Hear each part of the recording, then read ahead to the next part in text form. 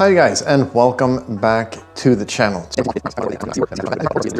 What we're going to be doing today is getting this harness onto the engine and getting all the unnecessary stuff out of it. Yeah, basically get the engine dressed electronically. And I've also done a few other things to the engine off camera. So let's start there, then we'll get back to the wiring harness. All right, so one of the things that I have done off camera is added this water drainage thing. Basically just a little valve, so you can get a 13mm key on this and crack it open and it'll, bleed out all the water inside the engine block.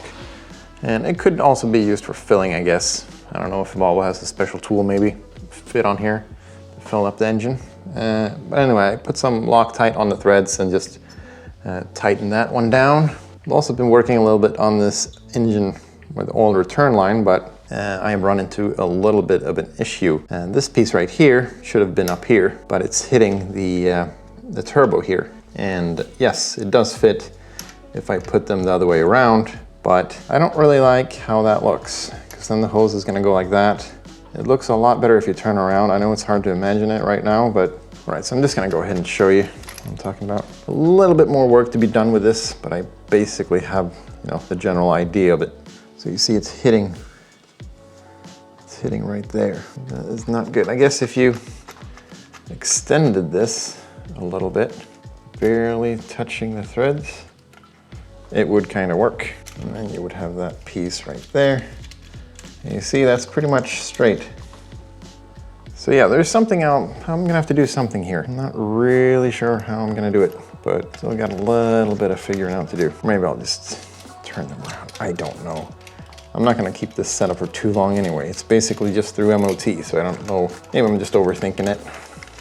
All right, so moving along to the top side here, we got a vacuum line pulled here to the blow-off valve. So that's all nice and tidy. What else have we done? I've put this thing on here, the sensor. That's gonna be taken out before I put the flywheel on, by the way, so you don't knock that sensor off. But, we're gonna do the wires now, so I figured it's good to have this in place. Oh yeah, ignition coils. Had a bit of an issue with the ignition coils. Don't mind that one. I was trying to make a TikTok or whatever, but I filmed it in the wrong orientation. Anyway, look at this.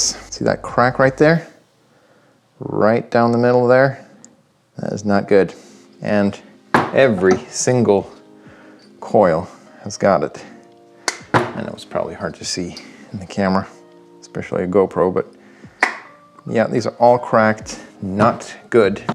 I would recommend that you swap these out for maybe not Volvo original, but Bosch, because Bosch sells these. Volvo original ones are also Bosch, but they're a little bit more expensive because it says Volvo on them, but it's basically the same thing if you buy a Bosch coil. Since I will not be running these coils at all, if I'm gonna do some tuning, I figured I would just buy the cheapest ones that I could get. And that's how they look.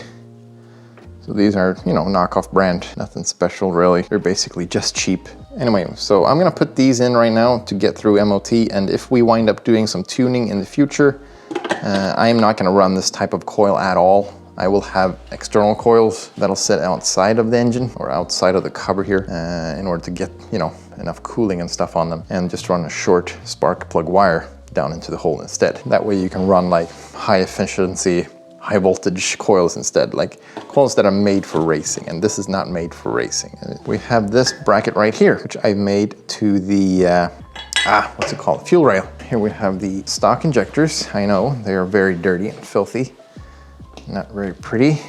We'll just pop these in here. They're also broken. If you look at this little plastic piece up here, probably hard to see on camera, but it is cracked a little bit in the plastic piece there. So we're gonna have to do a light restoration of these, maybe send them off to someone who can clean them and do a little bit of a service on them. Maybe like BPE Race or something like that. I don't know if I should bother him with these old rusty ass injectors, but yeah, it would definitely be nice to at least swap out the plastic piece on here. Maybe get a few new O-rings, clean them up, make sure that they are actually working correctly. They could be full of crap. All right, so let's get the fuel rail in place. And then I built this thing. Yes, it might be a little bit bulky, I get it. I was a little bit short on time. Actually, I'm gonna go ahead and put this on right out here instead. Then it goes on like such, and then you bolt it on here. It's probably the world's heaviest and most stable fuel rail retainer ever made. But I like it, looks good. All right, so the next thing that I made is the bracket for the idle air engine? The idle engine, whatever you want to call it. This black thing right here. This controls the idle. So what it does is it takes air from this side of the throttle body, which will be closed because you're in idle, you know, it's gonna be closed. No air getting through here. So it's gonna take this way, and this little engine mechanism in here is gonna regulate the amount of air going past the throttle body, keeping a steady idle. All right, so right up here is the welded on bung, which was on the MKM intake. So you just put the idle air engine onto this little bung right here, and it goes down. Let's see if I can get a shot of that. That's kind of a better shot right there.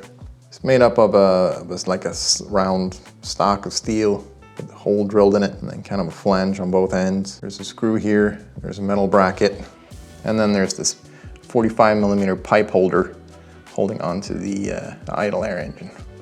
That's kind of how I solved that. Yeah, I know it might not be the world's most professional solution, but anyway, I think I'm pretty happy with how it turned out. Time will tell if it works or not, but I don't think we're gonna have any issues with this. And right here, the plan is to weld a pipe on straight onto the throttle body with like, it's gonna be like 5 centimeters long for turning into a 90° and then going on. And I actually picked up this package yesterday from Speeding, where we have the pipes, or at least the pipe, to get the intercooler piping started and the 90° bend, along with some other hostage. So we'll see what we'll do with these injectors. Maybe I'll take them off again and get them cleaned or something. But we got them in place in order to get the connectors to where they need to go. And I figured while we're at it, we might as well change the spark plugs.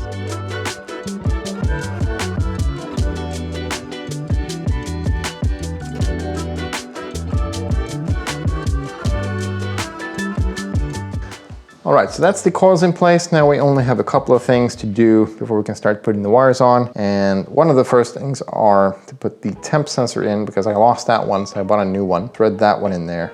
And we're gonna have to get the NOx sensors in the right position. And then we can start pulling the wires.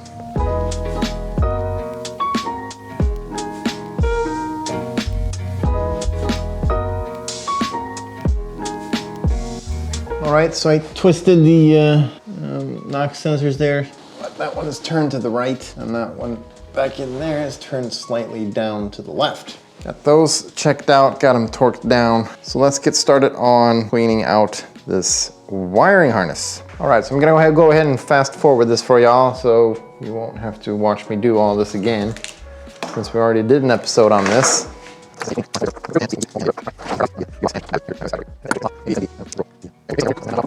All right, so let's go through the harness so far. We have the oxygen sensors, front and back, have the airflow meter. This will need to be extended. We have the crank sensor, we have the cam sensor, we have the 5 injectors, TPS, throttle positioning sensor, and idle air engine. This one I don't really know.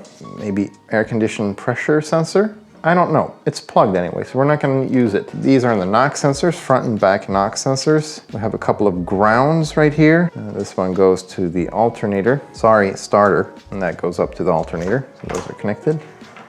We have another ground right here. And then moving on up here, we have a few, I don't really know what this is. But I'm gonna have to check this one out. That'll probably take a little while, but I'll get this sorted and I'll get back to you guys.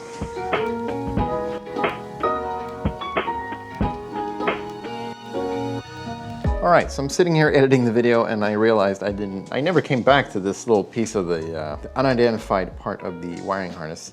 Anyway, I just wanted to go through it pretty quick. On the end, we have the evap that goes to that. And then we have the fuel relay. We put the fuel relay on here. And then we have a big ground. Now this one goes all the way to the engine block right here, grounds out here somewhere. And I'm guessing it goes to the cooling fan because the rest of these two on this piece of the harness goes to the cooling fan. We have the control for the cooling fan and the feed. All right, so that's what that is. I just wanted to clear that out. All right, back to the video.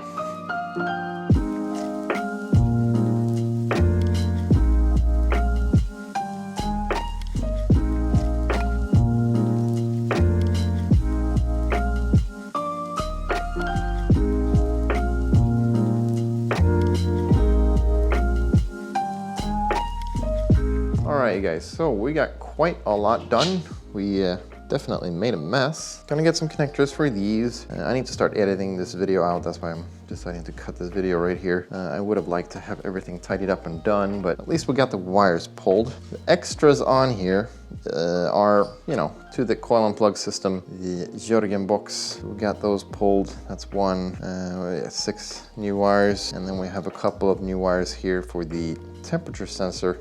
That's gonna go in here. Now this is not the engine management temperature sensor, this is just for the dial to the old Volvo 740 cluster. We're gonna have to steal that from the B230F outside, and we're gonna have to somehow get that in here so we can get a temperature reading so that dial starts working. Other than that, we got the wires where they should be. We got those extended, pulled out, because those need to go a different way. I don't want them back here. I mean, I guess you could keep it back there, but I don't want to do that.